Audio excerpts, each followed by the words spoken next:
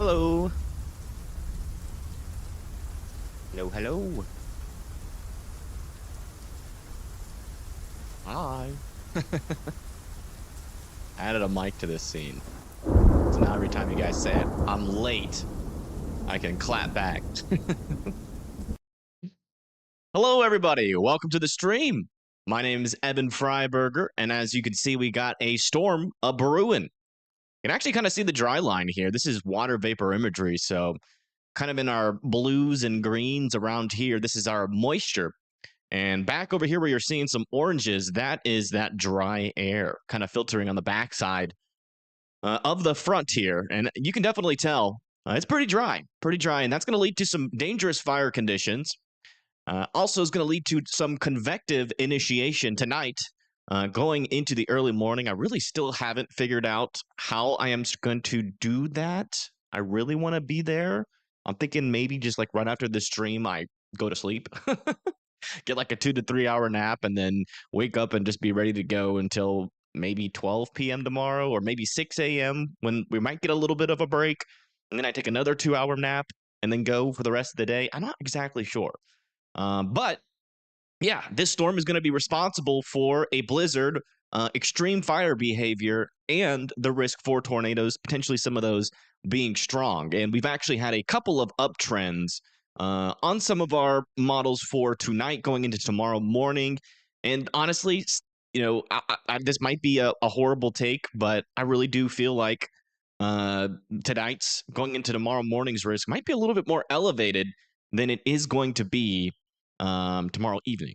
That's kind of my thoughts right now. But yeah, hello everybody. Welcome to the chat. Welcome to the stream. Hopefully you guys are breaking up, pause, and then continuing. What do you mean? I'm talking about my mic. Is anybody else having that issue? Just wondering. Just got to make sure our mic is doing well before we go deep into the live stream. No. Okay, just making sure. Okay, so yeah, that's what we're going to be going over today. This big old low pressure that we see here that is slowly organizing. And yeah, first thing we're going to kind of go over is what's happening kind of in the now, just a little bit of an update here on some of our weather warnings that have been issued. Because again, we're not only talking about severe weather, but we're also talking about the chances for a blizzard. And we've already have some blizzard warnings out already. 4 parts of this storm, and as you can see over here in the pink colors, that's red flag warning, but in these kind of reddish pink, that's a blizzard warning.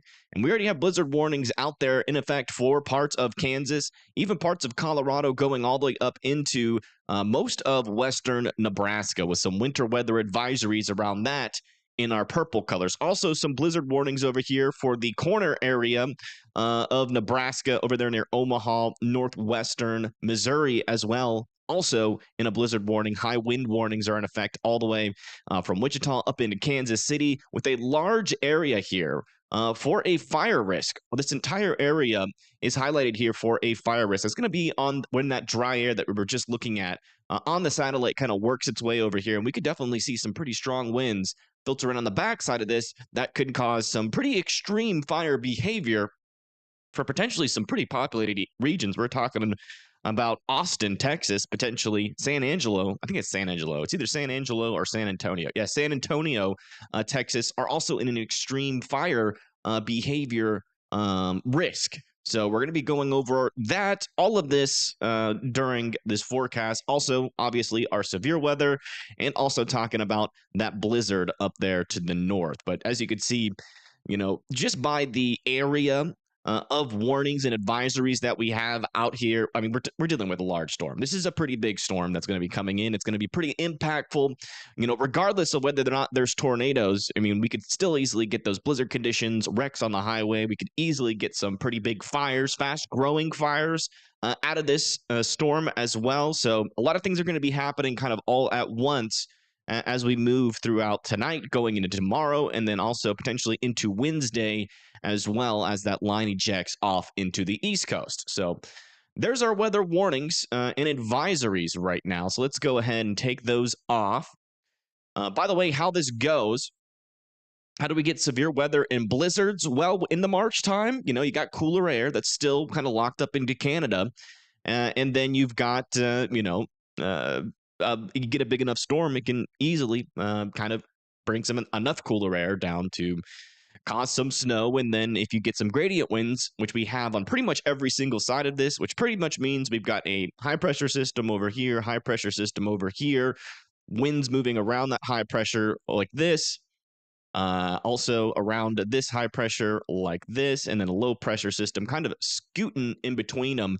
And those kind of pressure, those pressure gradients kind of smush up together, not only in the front, the back side of this, but also in the front side of it as well. So we're going to see widespread, pretty hefty winds. We could actually see a pretty large area, a pretty high amount. And I'm not going to, actually, I will say, I think this could be one of the biggest swaths of power outages that we will see in the United States so far this year. I mean, I don't think I can really think of any more widespread wind that we have seen with any of the storms in the previous times. I mean, we're talking about very large swaths of 50 to 60 mile per hour winds, especially up here in the northern period, and then a pretty large swath going off to the east. So this is definitely going to be an impactful storm.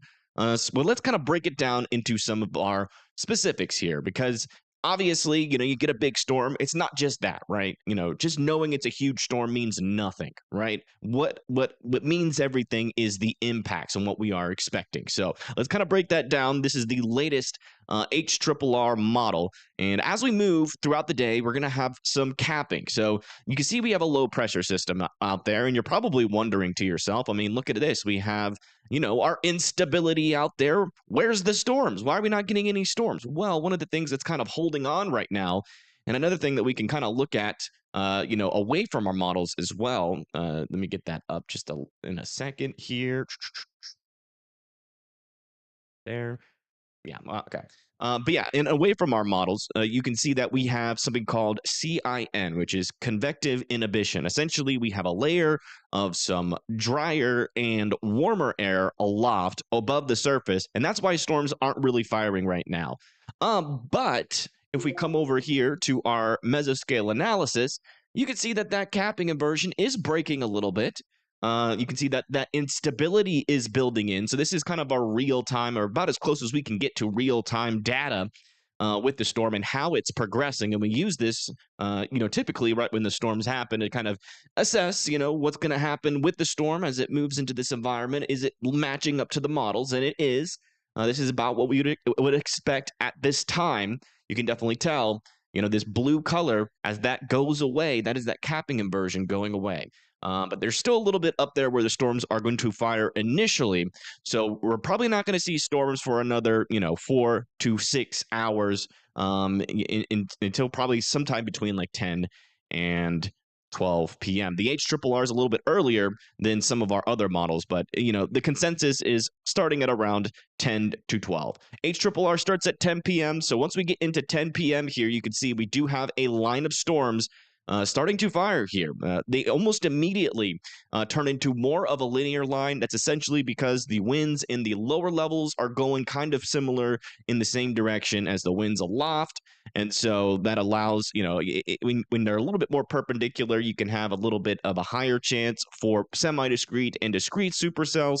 But in this case, they're pretty parallel as this trough moves into this area. So we're going to see mainly a line of storms with an embedded chance for tornadoes. And that could start as soon as these storms get started. But our environment's really not going to be super favorable here initially, because according to most of our models, we do still have a little bit of convective inhibition in and around this line. That's going to kind of suppress the maturity of these storms, and we should technically see the tornado threat hold off until a little bit further down the line. But, there still is a small chance for some tornadoes going into tonight. So let's go ahead and bring this back just a little bit just to clear out the radar. And let's go look at our risk for tonight, because we have had some changes in our severe weather outlooks here. I don't know what's going on with this. It's like disappearing within the radar. How's that even possible? Sorry about that. All right, but there we go. So here's our risk. As you can see, the SPC has issued a enhanced risk out here for northern Texas going into central Oklahoma. This is mainly going to be an increase of the risk because of our tornado threat and also mixed in with our wind threat. You can see that they're both a little bit more elevated than the last time we talked about it. And instead of a 5% tornado risk, now we're talking about more of a 10% tornado risk, and that's going to be for areas north of Dallas, near Oklahoma City. Now, it wouldn't completely surprise me if we got an upgrade to this with a small area for some stronger tornadoes. I don't think you can rule out a strong tornado, so an EF2 and above. This is mainly going to be a linear line. We're not expecting any prefrontal supercells with this, so we're not expecting any long track strong tornadoes, but some briefer and weaker tornadoes will be possible, and also some briefer, strong tornadoes will be possible today. And that's going to be over there near the Oklahoma City, all the way down the I-35 corridor, along the Red River, Wichita Falls, and then northwestern Dallas and Fort Worth, Texas. As you can see, Dallas itself is actually in Fort Worth, like downtown areas are in a 5%. Elk City, Altus, Vernon, Abilene, Brownwood are in that 5%, and then a 2% around that as well. Our wind threat, we had a 30% chance for 60-mile-per-hour winds and above here in the red area, so we have a pretty high chance of having some decent winds existing with this storm as it moves into this area, with a lot of severe thunderstorm warnings ongoing if the models pan out, as you know, if the real-time weather pans out on what the models are saying. Also, a 15% chance here in the yellow and a 5% chance here in the brown. With our hail risk, as you can see, we have another 15% chance. This is going to be for that quarter-sized hail and above, and also a 5% chance for some hail all the way up as far north as parts of Iowa. So you might see some hail there near Omaha, Iowa, and then on the backside of this storm have pretty insane blizzard conditions. I'm not going to lie. Some of the models are saying anywhere from 60 to 70 mile per hour winds with snow. That's about as crazy of blizzard conditions you can get unless you live on the top of a freaking mountain. So this is the snow. Do not underestimate the winds on the backside of this. I really do think we could see like power outages, like a large swath of power outages all the way throughout this area, potentially making it all the way up into the Great Lakes. And we'll talk about that in more detail. But yeah, so that's how we're expecting tonight to kind of go, okay? So we have our line of storms. It starts to fire here at around 11 p.m. So you can see we have a lot of little storms dotting the area. Our instability is there. A little bit weaker the further north that you go, but still not too bad. I mean, we're still talking about 1,000 joules per kilogram up there. Our lower level shear isn't going to be super elevated right at the very beginning, but it will technically be there. And our capping inversion is still going to technically be pretty darn close to this storm. It's going to be struggling a little bit with that capping inversion. It's going to be a crashing cold front initially, transitioning more into kind of a Pacific dry line type of front. But, you know, in the initial portions, it's going to be hard for these things or these storms to produce tornadoes, especially with the more linear nature of this line. But as we move into 12 a.m., this is when we start to see a little bit more of an elevation of our tornado threat. As this line moves into Oklahoma City, also down over here near to Abilene, pretty, you know, probably got a couple of hours left before it goes into Dallas.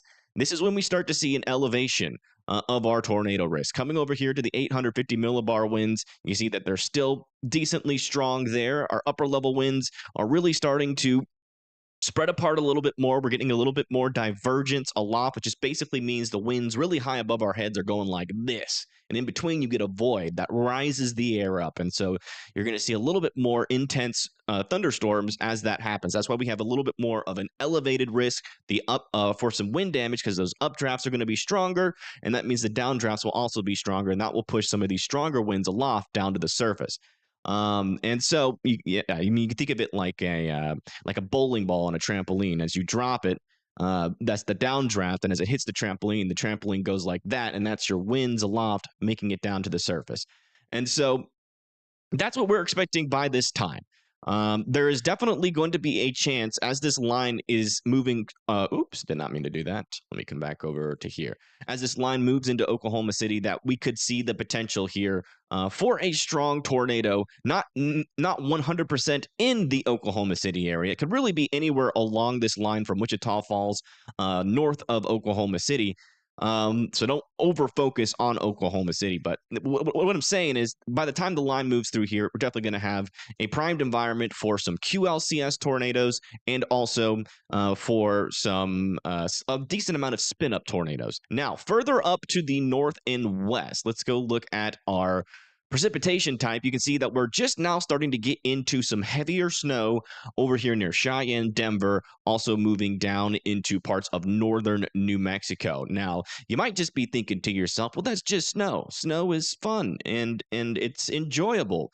Well, not when you have 40 to 50 mile per hour winds also going with it. That's going to lower the visibility very low. And I hate to say it, folks, but this is just going to be the beginning of this blizzard threat. This is low, like honestly, just kind of not even close to what the peak of it's going to look like. So this is just kind of the appetizer to our wind threat here. So I'm not going to. It's going to be dangerous. We could easily start to see some power outages here. Driving conditions are going to be dangerous. Near whiteout conditions are almost guaranteed as this moves into parts of Colorado and then tracks off to the east. So watch out there.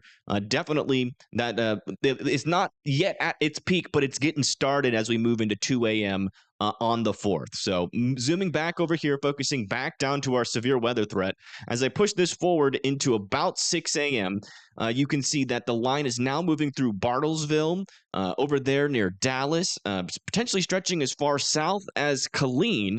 And you can see that we're still dealing mainly with a line of storms. We do see some prefrontal storms try to happen here, but they're baby cells. They most likely won't mature. They might, one of the things that we might have to watch out for is for one of those baby cells to kind of merge with the line. That added forcing might allow it to mature right before it merges with the line, and we could see an elevated tornado threat there. But we're still mainly talking about some QLCS tornadoes as this pushes into areas like Tulsa, McKinney, and Dallas. So this is going to be at around 6 a.m. So right around when a lot of these folks are going to be waking up, thankfully, honestly, much rather it come through these really populated areas like Fort Worth and Dallas when people are already naturally waking up than them being, completely asleep. So a little bit of good news there. But yeah, I mean, if we come over here to our surface-based cape, you can see further up to the north, it's starting to go down a little bit, but there's still going to be a little bit of a tornado threat up there near Tulsa because we're going to have that elevated SRH, those elevated shear values, and that's going to add buoyancy because that's pretty much all instability is. It's buoyancy. It's like putting more, air into a balloon. Once you get up to about 1,000 joules per kilogram of air in your balloon, it rises a lot more easily, and so that's why we watch out with this with the surface-based cape, and there's still a lot of buoyancy in this area. So we can still definitely get some mature storms with bedded in the line and still have a capability there for some tornadoes. But we're not. I think that strong tornado risk is going to take a break as we move kind of in the early portions of the morning and going into about 12 p.m. And then we might see it get a little bit stronger as it moves off to the east. But yeah, I mean, everything is still in place here for some tornadic activity. 800 millibars winds are definitely picking up there east of Dallas. Those upper level winds, divergence is still happening, still allowing for updrafts to rise and to become, mature enough to tap into that shear environment. So everything's there pretty much from Tulsa all the way down into Dallas. So definitely going to be watching out as that pushes off to the east. I think I got an eyelash in my eye. All right. And then also, by around 6 a.m., this is when we're really going to start to see some things pick up in terms of our blizzard threat.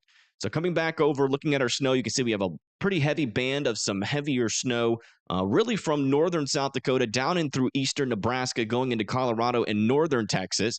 Coming over to our wind gusts, you can see that we're starting to see them pick up. We're now talking about 50 to 60 mile per hour wind gusts in this area with some potentially isolated areas of up to 65 to 70 miles per hour now pouring into Nebraska and Colorado. So definitely got to watch out for that threat.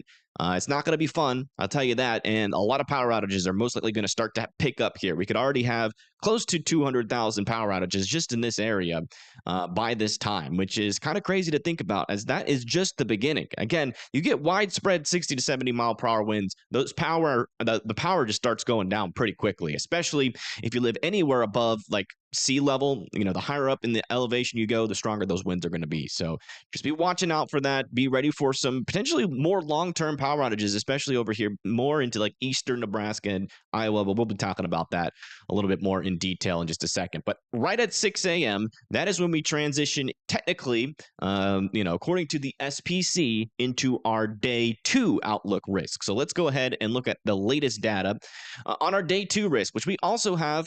I wouldn't say it's an uptrend. To be honest, the models are still kind of looking the same. But there are a couple things in the models that are interesting, I would say, that have extended this risk a little bit further to the east in terms of the strong tornado potential. So if we go over to our tornado potential, you can see that we could have tornadoes possible as far north as Kansas City. That's going to be more of a cold core. Look up there. We'll be going over that in just a second. So if you live in Kansas City or around Kansas City, don't worry. We're going to touch on that. That's not going to really be getting started until we start to see our line of storms move into Louisiana. But as you can see, this little hatched area over here near Mobile, Meridian, Jackson, Monroe, Shreveport, Baton Rouge, that's a hatched risk for strong tornadoes. Those are those EF2s and above. Now, I think I am still under the opinion that this is a very conditional day. It might get a little bit more favorable as it moves into Mississippi and into southern Alabama. But as this line of storms moves into Louisiana, all signs are pointing to it struggling to produce strong tornadoes. But that threat will still technically be there. If you can get a mature storm, you might get a kind of a atmospheric accident where you get a little bit more of a mature storm due to a merger and all of that. So those are things that we're going to have to keep an eye on. But 10% risk, for non-strong tornadoes or a little bit weaker tornadoes is possible over there near western Shreveport, Longview, Birmingham, Montgomery, Dothan, New Orleans, Dallas, Pine Bluff are going to be in a 5% tornado risk. Huntsville, Atlanta, Jackson, Springfield, Kansas City, Bartlesville, Tulsa, and Houston are going to be in a 2% tornado risk. I think the risk further up to the north is going to be really minimal. I would be surprised to see tornadoes in Arkansas, although you cannot rule it out, I guess, in like the southern half of Arkansas. But our instability is going to be really low up there, and we'll talk about that in just a moment. But with our tornado threat, as you can see, we also have a hatched risk for significant winds. Now, I think no matter what our tornado threat is going to that threat for some strong winds are certainly going to be there. As this ejects into areas like Shreveport and Jackson, Mississippi, we're talking about that threat for 75 mile per hour winds and above. Okay, so those are really strong winds. There's a high chance of knocking out power if you get those. Jackson, Mississippi, you guys are familiar with this. The last storm that literally went through Jackson, Mississippi was a storm of this caliber. It was warned for 80 mile per hour winds. There was power outages in the area. And that, again, is possible with this storm. It's not guaranteed, but it's definitely a possibility. Other areas are like Monroe, Lake Providence, and Meridian, north of Baton Rouge. In the non-dashed area, in the red, that's a 30% chance of 60 mile per hour winds and above, 15% chance in the yellow, and a 5% chance in the brown. Hail is not going to be as big of an issue, but there is still a chance for some large hail as we move into tomorrow. And you can see that's going to be all the way from New Orleans, Jackson, all the way up into Topeka and Dallas.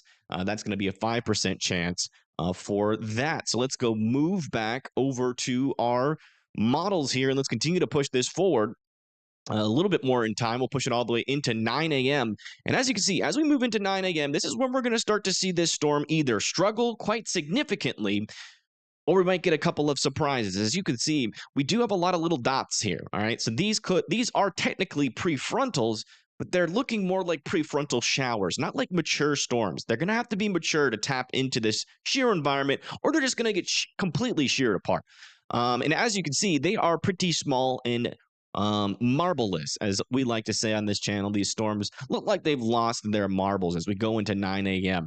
It's going to be hard for these storms to produce tornadoes if they are that small. And this is technically the beginning of our strong tornado risk. So what is going on? If we come over here to our surface-based CAPE, you can see that a lot of those prefrontal storms are actually outside of our main instability, a little bit out in front of it. And our instability corridor is very skinny, very, very skinny. It's almost starving instability there. And these storms, in turn, are also going to be starving. And not only that, if we go up to our upper level winds, you can see that our diffluence aloft is mainly in this area. All right. The vacuum kind of, a void kind of forms here because of that diffluent or that divergence aloft, and that's a little bit further to the north. Okay, so if it's a little bit too far to the north and a lot of our prefrontal cells are down here over here south of Shreveport, then it's going to be hard for those cells to mature. That divergence again creates that void, and then a lot of warm air rushes up into that, creating those updrafts, strong updrafts, and these storms are going to struggle. Also, the lapse rates are going to be a little bit lower. That's just the differences between the temperatures from the surface and above your head. The bigger that difference is, the more lapse rates you have. So we don't really have too big of a difference there either. So there's a lot of factors here in favor of these storms struggling here initially. As we move into the future, as you can see, we really don't see much of an improvement there. Still a chance for some maturing cells. So really, the main thing that we're going to be doing is just watching these cells as the event happens and crossing our fingers that they stay baby storms, never mature, graduate high school, or get a job or become a CEO, and they stay weak and baby and still have a binky, right? When the storm has a binky on it, that's good. So that's what we're going to be watching during this time. If you get any like mergers here, mergers are still going to be possible. If you get a favorable storm merger that can make a mature cell, and then you're dealing with a strong tornado, it's literally just going to be that fine line the entire day. And it's very possible that we never see a storm mature. Even though we have a strong tornado risk, it's very possible that we never see a storm mature and we never get a strong tornado. We might get a brief and weak tornado, but there's definitely a chance that we don't get a strong tornado tomorrow. It is not a guarantee, even in this strong tornado risk. So I definitely want you guys to be weather aware, but just know that there's a lot of things that can go wrong on this. So it's not something that you should panic about. It's just something that you should be prepared and ready to go as the storms do come through, because we will be live, hopefully doing live analysis if my plan goes to plan. As we move it further into time, you can see that we do have a strong line now at 3 p.m. moving into Mississippi, but I want to shift my attention back over up into our northern mode, where we're now reaching the peak of our blizzard potential up here. And also, another thing I want to note, we do have some cells over here south of Springfield, Warrensburg, Independence, and Topeka. You guys are in a 2% tornado risk. That is going to become from this. This is a cold core-esque event here. It's not the most favorable for tornadoes, and in fact, the cold core event that we just had was more favorable. You can see our upper level and lower level winds are a little bit on the weaker side. Our instability is there technically, so can't rule out some land spouty types tornadoes or a weak tornado out of some of these storms, but I would say the chances are overall pretty darn low. But that should come through Kansas City, Topeka, Warrensburg, Jefferson City, Columbia, in between 4 and 6 p.m. So just keep that in mind. But let's bring this back to 3 p.m. here. I wanted to show you guys how crazy these winds on the backside of this storm could get. So we do have some snow wrapping around on the backside here, really all the way into parts of Kansas, going into Nebraska, South Dakota, northern Minnesota. I would say it's actually it feels like a little bit further north than it was before. But let's go look at these wind gusts and see if they're still as strong. Yeah, this is honestly why I think that we're going to see a very high chance here of a lot of widespread power outages. As you can see, pretty much anywhere in the red here, that is like 40 to 50 mile per hour winds. Anywhere in the white here, that is 60 mile per hour winds. And then anywhere in like this little pink color within the white, that is close to 70 mile per hour winds. And, that's a large area, a very large swath. And, I wouldn't say there's a bunch of big population centers in this area. But I mean, you got McCook, North Platte, Kearney, Goodland, Dodge City, Garden City, Guyman, Amarillo is going to be in that for a bit. Wichita Falls will eventually try to move into Dallas. Does it ever actually get to Dallas? Let me check that. It does kind of move into Dallas, but it looks like it's around 30 to 40 mile per hour winds for Dallas, which shouldn't cause many power outages.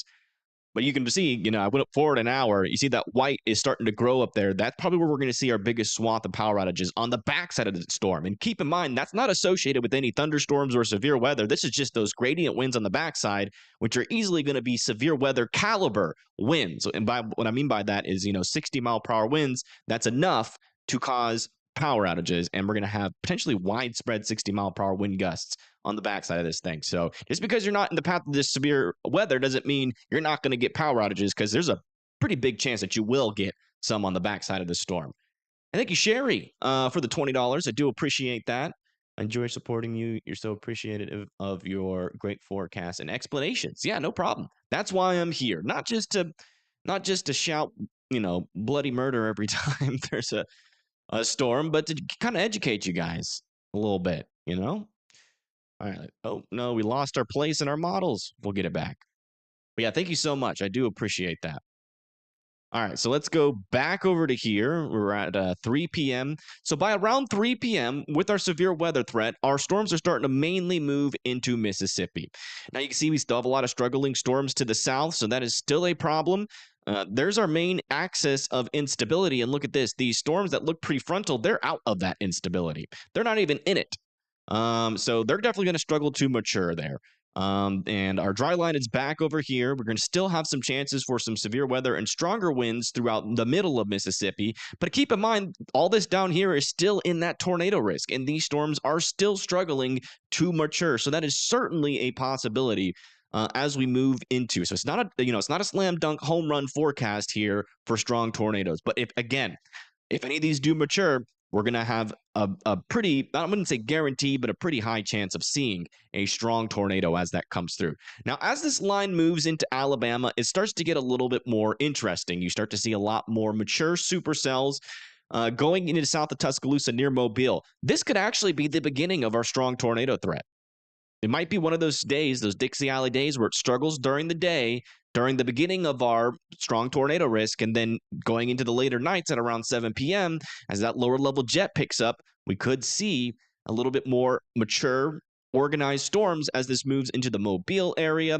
Areas like Demopolis, Saraland need to be watching out for a brief opportunity there for some stronger tornadoes as we move into 7 p.m. And also northern Alabama near Florence and Fayetteville are getting potentially a strong line of winds here, anywhere from 60 to 70 mile per hour winds possible along that line up there. Even though there's not a whole lot of instability, the jet stream is extremely powerful above your head, and you don't really need a whole lot of rain or a downdraft to bring that down to the surface and become severe. So be watching out over there near Florence. Power outages are certainly going to be possible in and along the leading edge of this line, and also out in front of it. But let's go back up and check in on our wind gusts at 6 p.m. And look at this. If this actually happens tomorrow, this is going to be, you're going to feel like you're in a hurricane. That's about the best way I can put it. But I do want to cover these gradient winds real quick. As this line moves into Alabama, we're going to start to see an increase here of our gradient winds all the way into eastern Tennessee, anywhere from 50 to 60. Some isolated spots of 70 mile per hour winds are going to be possible in the higher elevations.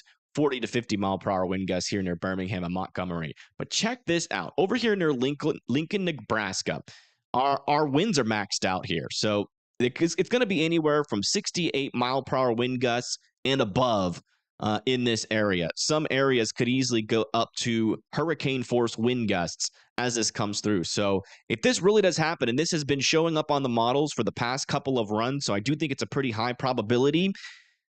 This is like, that's widespread power outages, millions of people without power with that kind of, honestly, the thing that almost more like concerns me more than the tornado threat is the massive potential here for a lot of people to be without power.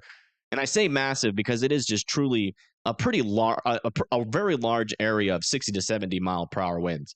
It's pretty impressive. Let me come back over to our estimated precipitation type. And yeah, as those winds are happening, we also have heavy snow falling in areas like Lincoln, Sioux City, all the way up into Minneapolis. So those are going to be blizzards. 60 to 70 mile per hour blizzards happening. Whiteout conditions will certainly be possible, and it's going to be dangerous out there driving. I would suggest staying home, have some extra supplies. If your power does go out, it will most likely go out. I think we're got a pretty good possibility of that happen, especially over there in Sioux City, Omaha, Lincoln, potentially. It might happen as far south as Wichita. As you can see, there are some pretty strong winds that can make it down into Wichita as well. Even 40 to 50 mile per hour wind gusts with isolated area of 60 mile per hour wind gusts back over here near Oklahoma City.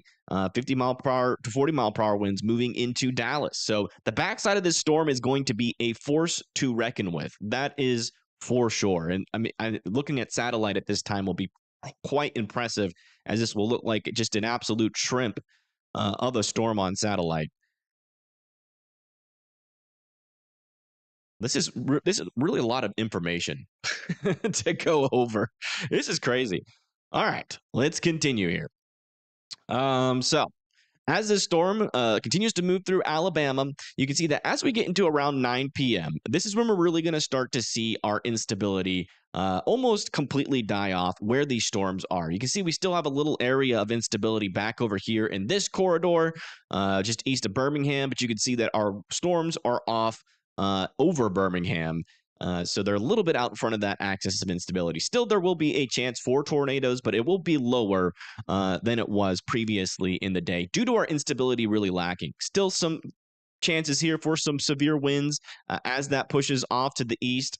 And we're talking about 9 p.m. here. Pushing this forward another 2 hours. You can see that the still have some areas within the line that could still potentially produce some briefer tornadoes from the Gulf Coast all the way up into Atlanta. And then as we push this, actually let's go back over to our winds as this moves into Iowa. So as this moves into Iowa, look at this. We're about 4 hours since the last time we looked at the winds, and we're still talking about 60 to 70 mile per hour wind gusts over here near Omaha, Lincoln, Topeka, now making it down into Wichita. Yeah. I mean, if this happens, it's guaranteed power outages almost across this entire area. Near Kansas City, watch out as we go into 12 a.m. You could have anywhere from 60 to 70 mile per hour wind gusts as this comes through, and that will certainly knock out a lot of people's power. There also, if we come over to our precipitation type, you can see that we have still heavy snow. So that is going to be, those strong winds are going to be associated with that heavy snow. So these are going to be blizzard conditions. Do not drive. It's 12 a.m. You should be asleep. So go to sleep. No severe weather is going to be possible over here, but man, it's going to be hard to sleep with those winds. It's going to be loud. I will say that. It's going to be really loud. So just make sure you have a couple, at least a day's worth of food and water, as it might take a little while to get those power back on. Because this, again, we could, it's most likely going to be, like 50 to 100,000 people in some of these bigger cities without power. And it's going to take a while for the power crews to get to that. So just keep that in mind. All right, continuing on forward with our forecast here. So we are now getting pretty close to day 3. So let's go ahead and bring that in there. I do think we're going to have a little bit of a break. Still a small chance for tornadoes as we go into the overnight periods into 6 a.m. But as we hit 6 a.m., that is when we are officially in our day 3. So let's go over and look at our day 3 risk. And there we go. We have a slight risk out over here for Columbia, Fayetteville, Wilmington, Greenville, Greensboro, Virginia Beach, Richmond, Baltimore, Washington, and a marginal risk that extends all the way from Tampa all the way up into Lake Erie there for parts of New York, parts of Ohio, going into Pennsylvania is also possible up there. We don't have the individual risks for that. But there will most likely be a tornado threat associated with these storms as they move off to the east. And one of the things that we're going to be watching out for as well is those gustier winds as it moves off to the coast. But let's go look at our surface-based instability, because this is going to be an indication of whether or not we are going to be getting, that tornado threat work back in this area. And look at this, 1,000 joules per kilogram all the way from Wilmington into Pittsburgh. There, let's see where our line of storms is. Yeah, some cells back there over near Pittsburgh, but it looks like our line is kind of out in front of that. So definitely some damaging wind potential. as this moves off to the east. So let's go bring up those wind gusts, and some small spin ups are certainly going to be possible. As that continues off to the east as well. So let's kind of bring this up. Yeah, not as bad as that last wave that came through this area, but 40 to 50, potentially 60-mile-per-hour wind gusts associated with some of these squall lines that move through the Washington, Philadelphia, Virginia Beach, Greenville, Jacksonville area, and widespread gusts on the backside of that. But before we completely move on there, I want to play out the kind of end, how this wind risk is going to end over here for Missouri, Kansas City, Lincoln, Omaha, and Des Moines. So around 2 a.m., we still have some 60 to 70-mile-per-hour wind gusts. After 2 a.m., as we move into 4 a.m., we start to get into a little bit, better to deal with winds. So you're still talking 50 to 60-mile-per-hour wind gusts, still probably seeing power outages. If your power's not out by now, it can still technically go out. Widespread trees down, trees on power lines. It's still going to be dangerous. Just don't be outside. And if you're inside and you're sleeping, I would sleep in more on the lower floor, in the most interior portion of your house. But by the time we get to 9 a.m., 10 a.m., as this moves into northern Missouri, eastern Iowa, we're going to start to see those winds die down. But I mean, we're still dealing with 40 to 50-mile-per-hour winds over there near Cedar Rapids, going into Wisconsin over there, and also into eastern Illinois. And if we bring up our precipitation type, you can still see that we do still have some snow ongoing here. So where some of this heavier snow is, there might be some blizzard warnings issued kind of last minute. Those ones probably won't be issued until this storm actually makes it there. But, the furthest south extent, by the way, of the snow could get as far south as northern Arkansas. Springfield could get into the snow. Kansas City, all the way up there into Eau Claire, Merrill, Marquette, over there near Houghton, there in the UP of Michigan. So a large area could get some, extra snow. We're not really talking about a whole lot of snowfall out of this. And after 12 p.m., there still is some snow as this moves into like the northern portions of the Ohio Valley and Michigan, but it's going to be pretty light. We're not going to be expecting really too much accumulation there. So we'll look at the total snowfall amounts to this point, and as you can see, we can have widespread. This is going to be a blizzard. Don't get me wrong, but the thing is that this is going to be pretty fast moving in a pretty skinny line of storms with that wind, or not line of storms, but a line of snow with that wind. So we're really expecting anywhere from 4 to 5, maybe isolated spots of 6 to 7 inches, all the way in this corridor up to Lincoln, Omaha, Rochester, Eau Claire could be some of our winners of the snowfall amounts there. Also near Marquette and Houghton as well, as you get some of that lake effect snow happening on that band moving off of the lake over the UP of Michigan there, and could even see some light accumulations as far south as Springfield with 1 to 2 inches possible, and northwestern Arkansas getting into an inch there. So, I mean, we've almost mentioned every single state at this point. It's kind of crazy. But yeah, that is pretty much it. Pretty much it for this storm. It's just crazy. One thing I do want to check before we start answering questions, which I promised I would do, and I am going to do it. But I do just want to see, do we got anything else in the pipeline after this storm? I haven't even looked at the models past like 3 or 4 days. So this storm comes through. Ooh. Yeah, 5 days from now. Well, that's going to be fun. My voice will be feeling like crap after 3 days potentially of live streaming. And then we'll have to go right back into forecast mode and almost live stream mode. Hopefully that changes. Or 5 days out, a lot can change. I do want to check the... Yeah, it's not as potent as this last trough by any means. Looks a little bit more positively tilted, but some severe weather could happen there. Keep an eye on that. All right. All right. What's that? Who does that? Oh, yeah. What is his name? Matthew McConaughey? All right. And thank you, Greg, for the 10. I appreciate that. Hello for Melbourne, Australia. Category 2 cyclone expected to hit southern Queensland coastline, a large populated area. Surfers making the best of the big swells. I bet they are.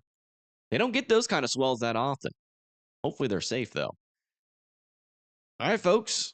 It's question time. Will I check Wolf City for you? Freaking out over here. Also, happy 11 months. Yeah, thank you for being a member for 11 months. I really do appreciate that.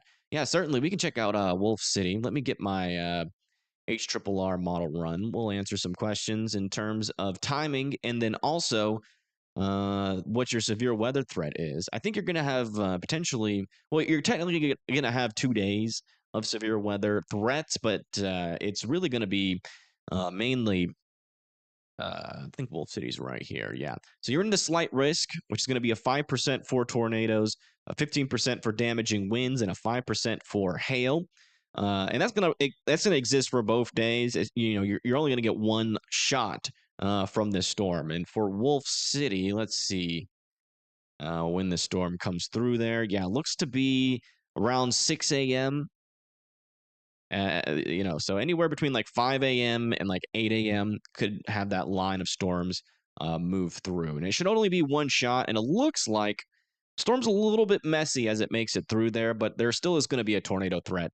But it's around that time where I'm expecting, for us to get a little bit of a break, hopefully, from the tornado threat. Grove, Oklahoma. Where's Grove? I swear I've seen that before. Is it Grove City or just Grove? Was the strongest wind gust for Chicago area? I can check that really quick. I think. I'm not actually. Yeah, I think it's going to be, it's like 30 to 40 mile per hour wind gusts. It's nothing crazy. I wouldn't expect any power outages in Chicago, but I would definitely expect, loud noises, loud wind noises. Just Grove in Oklahoma. Oh, okay. Popped up now. All right, yeah, Grove looks like you're going to be at around 7 a.m. as well here on the 4th.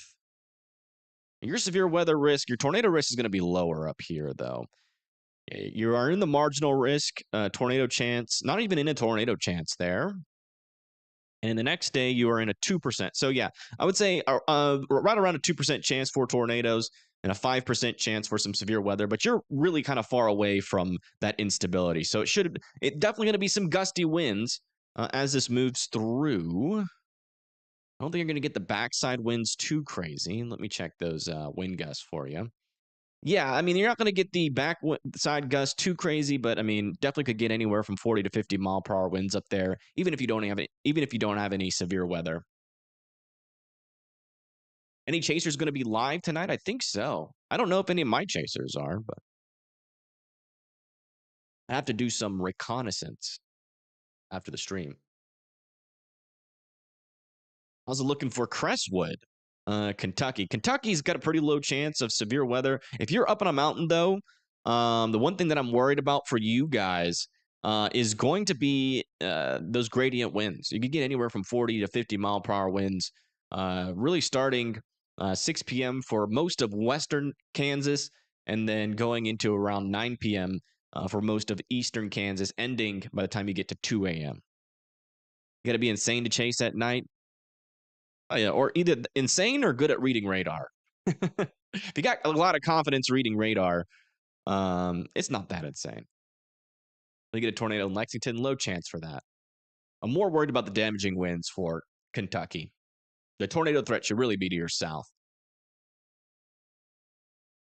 Severe weather chance for Westlake, Louisiana. Let me see where Westlake is. Westlake, Louisiana. It's not popping up. Is it all one word? Let me check. Westlake, Louisiana. There it is. Westlake. So that's near Lake Charles. It's a conditional risk. Either going to have a bunch of baby storms near you and it's not going to really be that intense at all, or we get something that doesn't really line up with this model and we have a little bit more of a mature storm down there by around 10 a.m. You could have a small chance for a tornado down there, 5% chance. I wouldn't be super concerned about it, but I would definitely have a way to get alerts just in case. We'll be going live tonight. That's the plan. I don't know if I'll be able to pull it off, but that's the plan. I'm going to go to bed at like 7. So I'm going to end the stream at 6:30, eat dinner, go to bed, wake up like 11 p.m. is my plan. And then hopefully go live by 12 a.m. And we'll be up all night. Cleveland is a small chance for severe weather over there near Cleveland, definitely. And also a decent chance for some of those gradient winds to impact you. I think your tornado risk is going to be pretty low up there. But damaging winds, potentially some power outages could be possible as we move into 2 a.m. On the leading edge of that line. It's not going to be anything super crazy, but you might get more wind on the backside of the line. Actually, let me just make sure that this isn't. Yeah. So there's the line of storms, and on the backside, you could get even stronger winds there. So I would say a low chance for some severe weather. You're in a marginal risk, so it's not impossible, but it's just going to be windy. Really starting. Let's see here. Yeah, starting at around 1 a.m. on the 5th, and then probably moving throughout the entirety of the day on the 5th as well.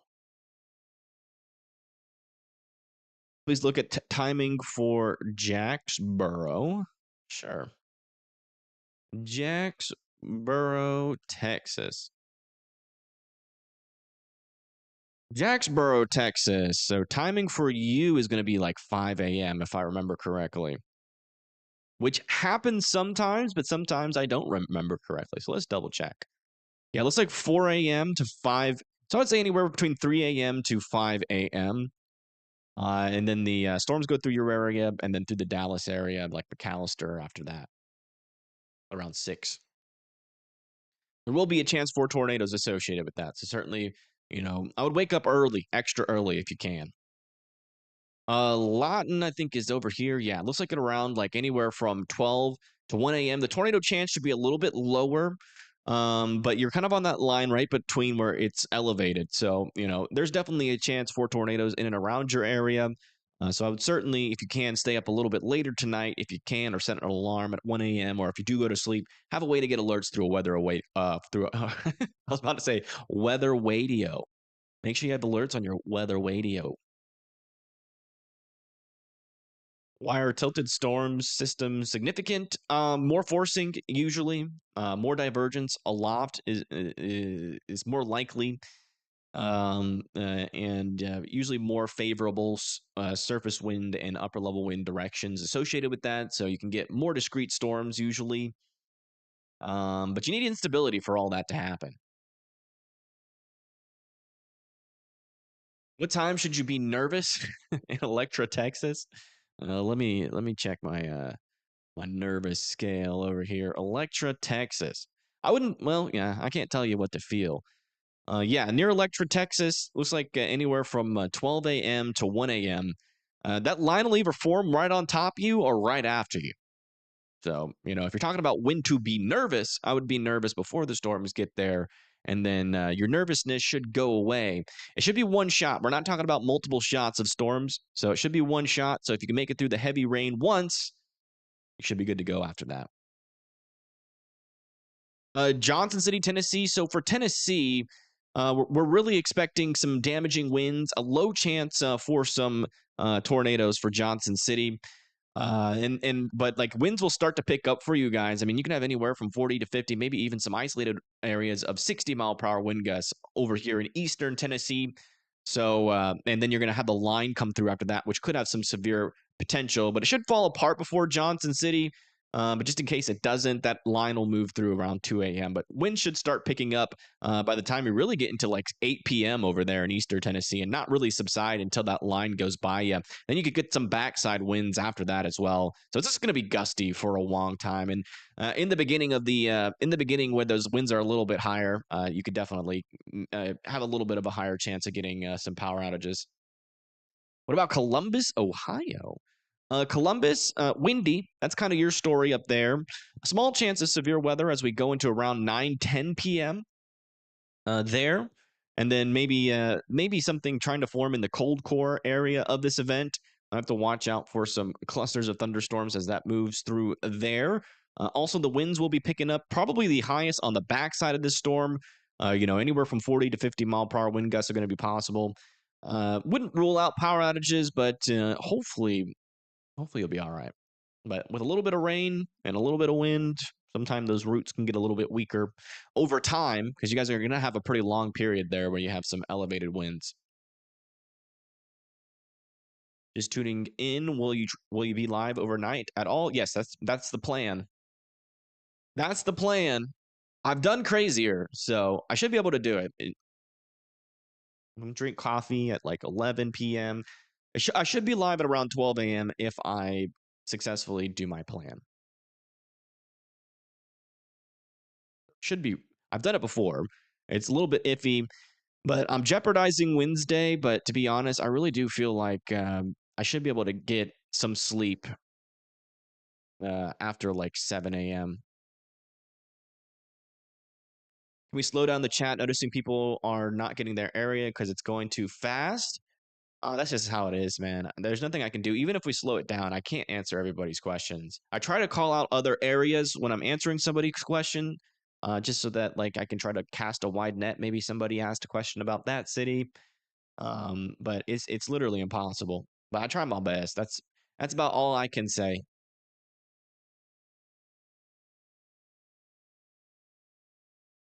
I am one person, yes. I wish I was three people, to be honest. What time should you cry in the bedroom in Forney, Texas? Oh my gosh. We're getting some creative questions today. Usually people would just shout their city. I appreciate that. It looks like in and around 6 a.m. Is actually like 5. I would say starting at around like 4 a.m. through yeah, you should start warming up those tiers, and then 5 a.m. to 6 a.m. That's probably when you should really start crying. Probably when you'll be crying the most, if that's how you react to severe storms. For Wichita, it looks like at around 12 a.m., but it's going to be windy for Wichita, and potentially snowy. You guys could easily get 60 to 70 mile per hour wind gusts over there. Let me bring up the wind gust. Yeah, as we move into 7 p.m., but it's going to be windy for a really long time there for Wichita. Should start at around 6 p.m. on the 4th, and then it'll just be 40 to 50 mile per hour wind gusts all the way until about 11 a.m. on the 5th.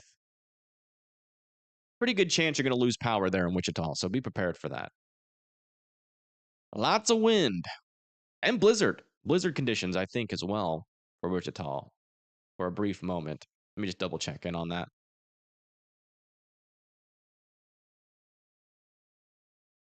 Yeah, you could get a round of very heavy snow and wind at around like 7 to 8 p.m. And then that snow should quit by around 10 p.m. So the snow won't stick around for the whole time, but that wind will. Thank you, Corey, for the $10.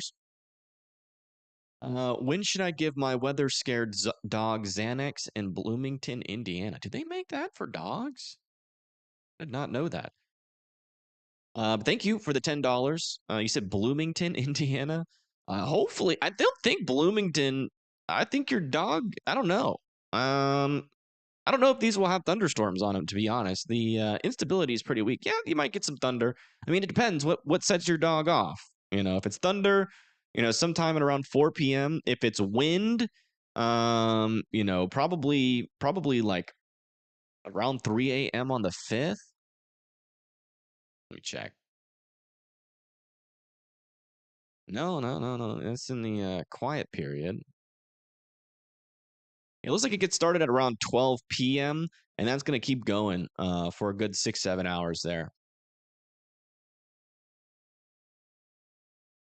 At this point, rain. Oh, geez. Your dog's scared of rain. Maybe you should like move to like a desert. Move to Phoenix, Arizona. I hear they haven't had like any rain for like the last year or so. Tornado Explorer? No, you don't. Don't say that.